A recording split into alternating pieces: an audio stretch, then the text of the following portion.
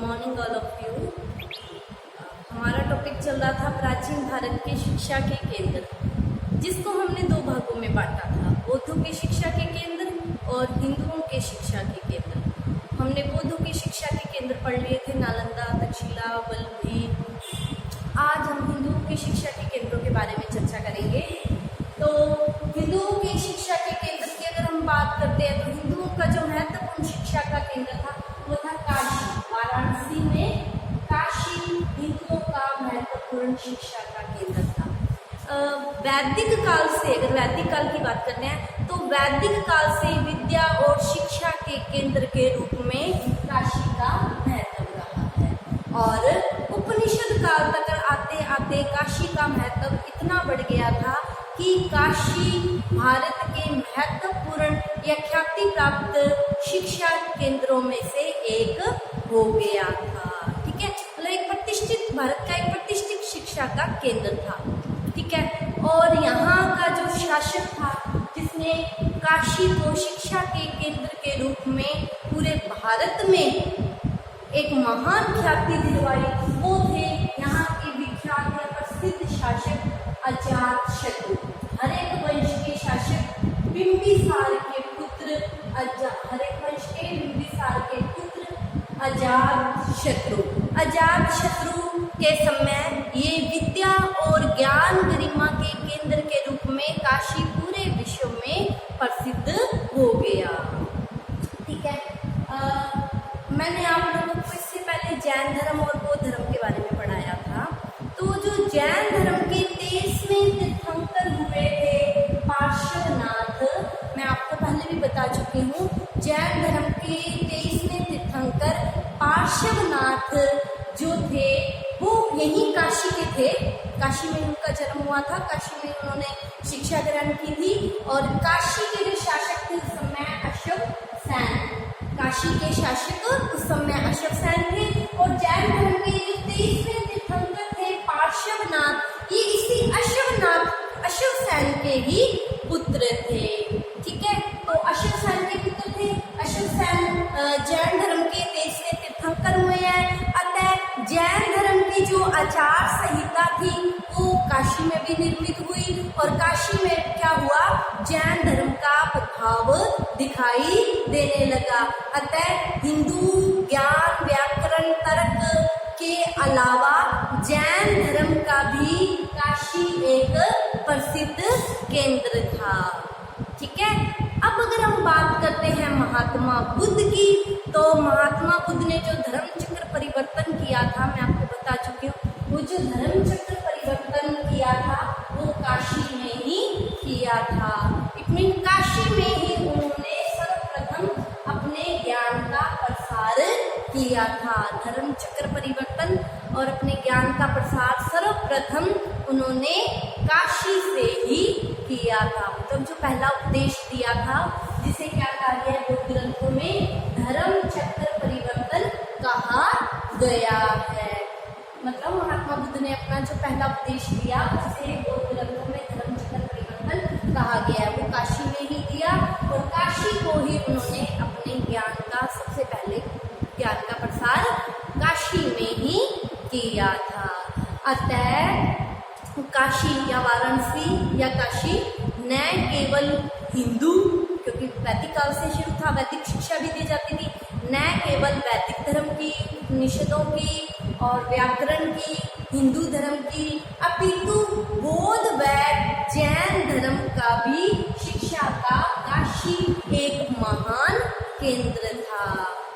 अतः काशी का वैदिक काल से लेके जो प्रभाव शिक्षा के केंद्र के रूप में वो था, वो लगातार चला ही आ रहा था। और जो इसके बाद मौर्य वंश आया था, हरेक वंश के बाद नागवंश आया था, फिर नंद वंश आया था और फिर मौर्य वंश आया था।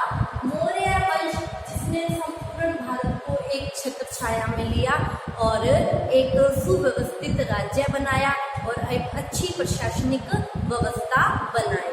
तो मौर्यों का जो सबसे महान शासक माना जाता है अशोक ने यहाँ जैसे कि आप लोगों को पता ही है, आप लोगों को पहले भी पढ़ा चुके हैं कि कलिंग के युद्ध के पश्चात इसने बौद्ध धर्म ग्रहण कर लिया था और अब अशोक ने एक ही कार्य किया, बौद्ध धर्म का प्रचार प्रसार करना।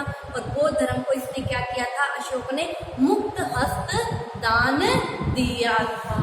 तो अशोक ने ही यहाँ काशी में बौद्ध मठों और विहारों का निर्माण करवाया था।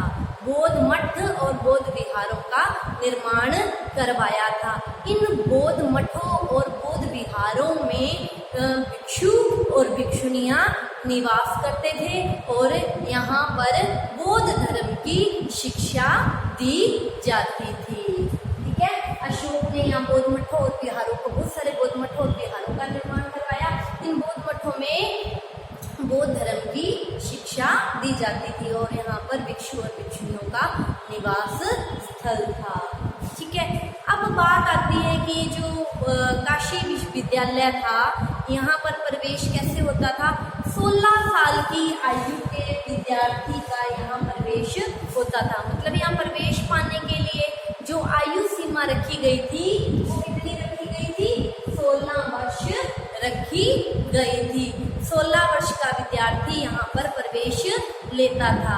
इससे पहले वो अपने ही नगर में रहकर प्राथमिक शिक्षा प्राप्त करता था और प्राथमिक शिक्षा प्राप्त करने के पश्चात उच्च शिक्षा प्राप्त करने के लिए काशी विश्वविद्यालय में प्रवेश लेता था।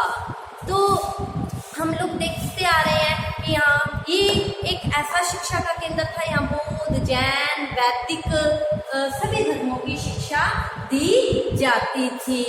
ठीक है, और आप लोगों ने पढ़ा था, मैंने आप लोगों को पहले पिछली क्लासेस में बताया है कि 10वीं शताब्दी में अल-बिरूनी भारत आया था।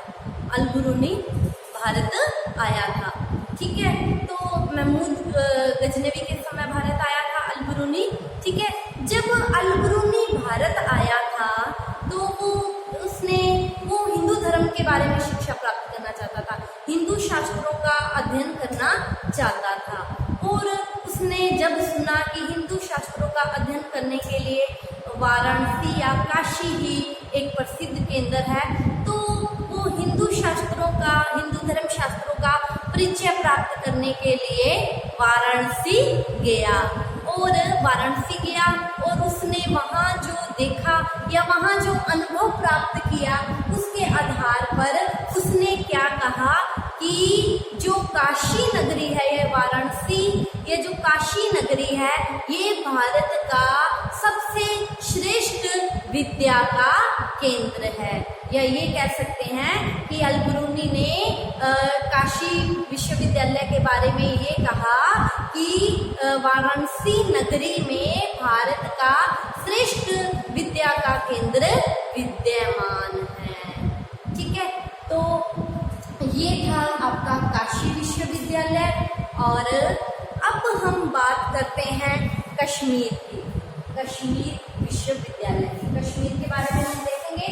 तो देखो, कश्मीर ये काशी शिक्षा का केंद्र। अब बात कर रहे हैं हम कश्मीर की। तो देखो, प्राचीन काल से कश्मीर भी क्या है, धर्म और शिक्षा का प्रधान केंद्र था। ठीक है, यहाँ धर्म और शिक्षा का प्राचीन काल से ये केंद्र चला रहा है, प्राचीन काल से ही। और यहाँ जो मेन इस धर्म की शिक्षा दी जाती थी, यहाँ पर शैव धर्म व बौद्ध धर्म की शिक्षा दी जाती थी। जो कश्मीर विश्वविद्यालय है, ये प्राचीन काल से ही धर्म और शिक्षा का केंद्र था। जो अशोक थे, ये पहले शैव धर्म के अनुयायी थे। ठीक है, और अशोक ने ही कश्मीर में विकसता नदी के किनारे श्रीनगर का निर्माण करवाया था और वो शिव को मानने वाले थे और यहाँ पर शिव जी का एक बहुत बड़ा मंदिर बनवाया था।